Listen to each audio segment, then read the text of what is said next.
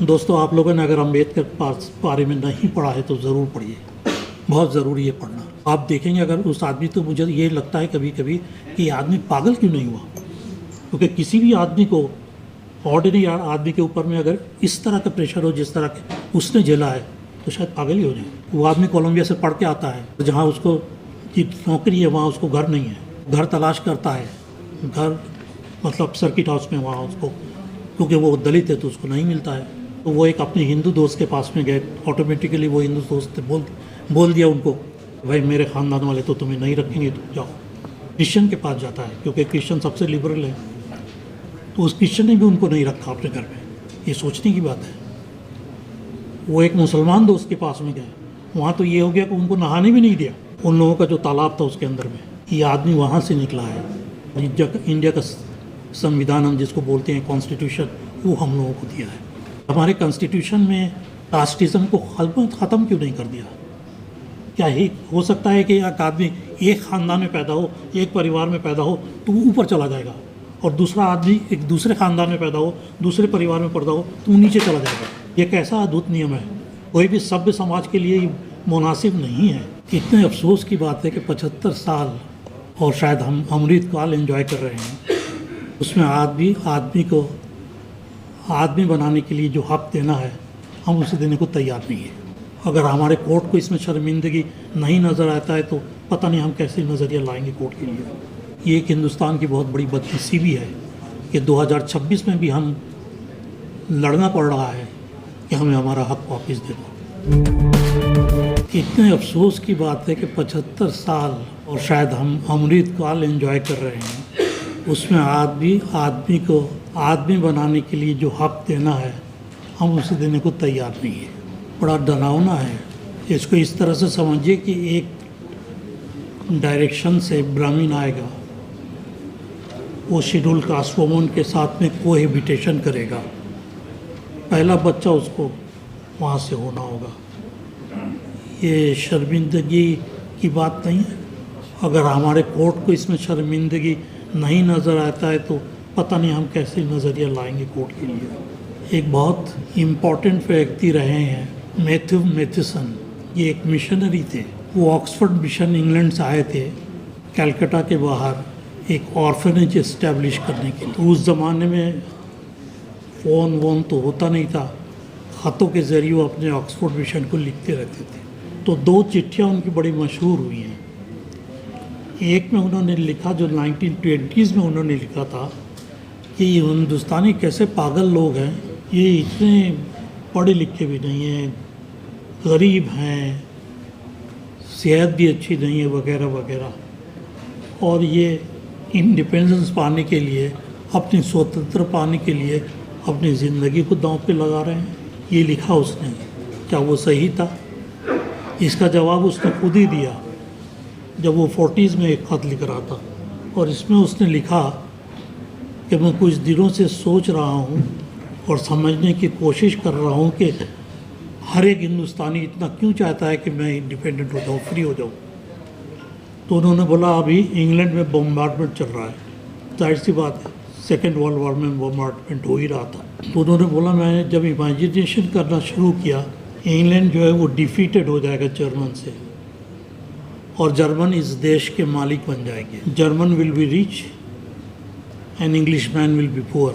Germans will be educated, English people will be illiterate. उन्होंने बोला जब मैं इस लिहाज से मैंने सोचना शुरू किया तो मुझे लगा कि अगर आज इंग्लैंड में भी ये बात हो जाए, ऐसे सिचुएशन कि उन्हें आज़ादी चाहिए या खाना, उन्हें आज़ादी चाहिए या दौलत, तो उनका जवाब यही होगा कि हमें आज़ादी चाहिए। तो दोस्तों, अगर किसी को भी समझना हो किसी दूसरे की तकलीफ़ को, तो उसकी जगह अपने आप को खड़ा करना होगा, तभी समझते हैं। इसीलिए बोलते हैं a wearer knows where the shoe pinches. ये कील कहाँ चुभ रहे हैं जूते के अंदर, ये जो पहना हुआ जूता है वही बता सकता है। तो आज हमारे जो दलित समाज के लोग हैं, शेड्यूल ट्राइब के लोग हैं, पिछड़ी जातियों के लोग हैं, उनको मालूम होता है कि आप क्या हैं, क्या होना चाहिए। और अगर किसी ऊंचे जाति के लोगों को ये समझना चाहते होंगे कैसा है, तो उन्हें अपने आप को उसी जगह प्लेस करना पड़ेगा जिस जगह पे दलित और पिछड़ी जाति के लोग हैं, तभी उनको समझ में आएगा। और यही चीज़ हमारे जजेस के साथ भी होना चाहिए। मुझे अंसार नाम बड़ा अच्छा लगता था, क्योंकि हमारे प्रॉफिट जो हैं उन्होंने जब माइग्रेट किया फ्रॉम मक्का टू मदीना, जब उनके ऊपर में टॉर्चर एंड परसिक्यूशन बहुत ज़्यादा होने लगा तो मक्का चले गए, मदीना चले गए। तो मदीना में जिन लोगों ने उनकी हेल्प की उसको अंसार बोलते हैं। तो मैं हमेशा सोचता था अंसारी का मतलब है कि वहाँ पे हमारे प्रॉफिट को मदद की। तो मैं हायर सेकेंडरी का फॉर्म फिलअप कर रहा था तो मैंने उसमें अंसारी लिख दिया, इकबाल अहमद अंसारी। इससे पहले मेरा कोई अंसारी नहीं था। जब मैं मनोज झा के साहब की स्टेट में पहुंचा, बिहार में एज चीफ जस्टिस, तो कुछ लोग मुझसे मिलने आए कि हम ऑल इंडिया मोमिन कॉन्फ्रेंस को दोबारा जिंदा करना चाहते हैं। मैंने क्या चीज़ है ये? उन्होंने बोला आपको मालूम है ये सारे अंसारियों का जो है ऑर्गेनाइजेशन है, और अंसारी उनको बोलते हैं जो वीवर्स हैं, उनको जुलाहा बोलते हैं, और उन्हीं को अंसारी बोलते हैं। मुझे पता ही नहीं था। अब मुझे मालूम नहीं वाकई में अंसारी हूँ कि नहीं हूँ। मेरा सर्विस कैरियर ख़त्म हो गया है, नहीं तो हो सकता है कभी मेरे ऊपर भी कोई केस हो जाता और फिर मुझे इंदिरा जयसिंह साहिबा के पास दौड़ना पड़ता है। दोस्तों, आप लोगों ने अगर अम्बेडकर बारे में नहीं पढ़ा है तो ज़रूर पढ़िए, बहुत ज़रूरी है पढ़ना। आप देखेंगे अगर उस आदमी, तो मुझे ये लगता है कभी कभी कि ये आदमी पागल क्यों नहीं हुआ, क्योंकि किसी भी आदमी को, ऑर्डिनरी आदमी के ऊपर में अगर इस तरह का प्रेशर हो जिस तरह के उसने झेला है तो शायद पागल ही हो जाए। वो आदमी कोलंबिया से पढ़ के आता है और जहाँ उसको की नौकरी है वहाँ उसको घर नहीं है, वो घर तलाश करता है, घर मतलब सर्किट हाउस में वहाँ उसको, क्योंकि वो दलित है तो उसको नहीं मिलता है। तो वो एक अपने हिंदू दोस्त के पास में गए, ऑटोमेटिकली वो हिंदू दोस्त बोल दिया उनको कि भाई मेरे ख़ानदान वाले तो तुम्हें नहीं रखेंगे, तो जाओ।